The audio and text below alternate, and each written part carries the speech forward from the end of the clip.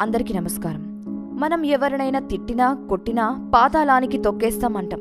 అసలు ఈ పాతాళం అనే పేరు ఆషామాషిగా రాలేదు. దానికి మన పురాణాల్లో పెద్ద చరిత్ర ఉంది. అసలు పాతాళం అనేది ఉందా అంటే నిజంగానే ఉందని శాస్త్రం చెప్తుంది. భూమికి సరిగ్గా 70,000 యోజనాల క్రింద ఉందట. యోజన అంటే 8 మైళ్ళ దూరానికి సమానం. అంటే భూమి లోపల మరో లోకం అన్నమాట.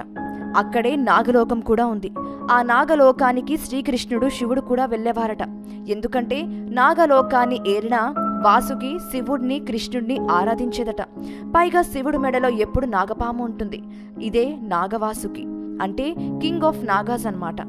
పాములన్నింటికీ రాజు కావడంతో ఇటు శివుడు ఆశీస్సులు కూడా నాగులకు ఉండేది. ఇక కృష్ణుడు కూడా శేషతల్పసాయి. అందుకే నాగలోకానికి దారి భూలోకం నుండే ఉండేదట. అది కూడా మన దేశం నుండే ఉంది. ఉత్తరాఖండ్లోని పాతాళ భువనేశ్వర్ గుహలను పాతాళానికి దారి అంటారు. భూమి లోపల ఉండే నాగలోకానికి దారి ఇదేననేది హిందూ ధర్మ విశ్వాసం. నాగదేవతలు భూలోకం మీదకు రావాలంటే ఇక్కడ నుండి వచ్చేవారట. నాగలోకంలో సామాన్యులకు చోటు లేదు. వేరెవ్వరూ అక్కడకు చేరుకోలేరు. కేవలం దేవతలకు మాత్రమే సాధ్యం. ఇక కొంతమంది దేవతలు కూడా పాముల రూపంలో కొన్ని శాపాల కారణంగా బతికేవారు. అందుకే దేవలోకానికి నాగలోకానికి సంబంధం ఏర్పడింది. ఇక వాసుకి పాముకి 1000 తలలు ఉండేవని మహాభారతంలో కూడా ఉంది. ఈ నాగరాజు వరుణుడి ప్యాలెస్లో ఉండేదనేది మహాభారత కథనం. అందుకే దేవతలకు నాగలోకానికి రాకపోకలు సాగేవి. దేవతల అనుగ్రహంతోనే ఇవి బతికేవి. ఇక కొన్ని శాపాల కారణంగానే ఇవి అంతరించిపోయాయట. నాగలోకం అంతరించే క్రమంలో తమ లోకాన్ని కాపాడుకునేందుకు గుహకు కాపలాగా వాసుకి ఉండేదట.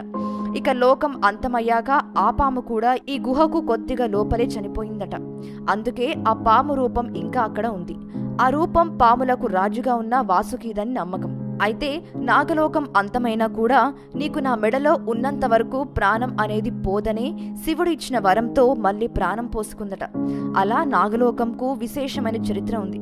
అయితే భూమి లోపల కొన్ని లక్షల కిలోమీటర్ల దూరంలో ఉన్న ఆలోకానికి దారి మన దేశం నుండే ఉందట. ఇది హిందూ ధర్మంలోనే కనిపిస్తుంది. అయితే దేవుడి మెడలో ఉంది కాబట్టే మనం పాములను దేవతలుగా కొలుస్తాం.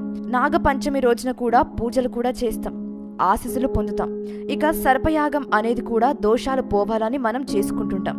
కానీ పాములు చేసిన కొన్ని పాపాల కారణంగా దేవతల శాపానికి గురై అంతరించిపోయాయనేది శాస్త్రం చెబుతుంది. ఈ వీడియో గనక మీకు నచ్చినట్లయితే లైక్ చేయండి, షేర్ చేయండి, సబ్స్క్రైబ్ చేయండి. మరిన్ని ఇంట్రెస్టింగ్ అప్డేట్స్ కోసం మా ఛానల్ని ఫాలో అవ్వండి.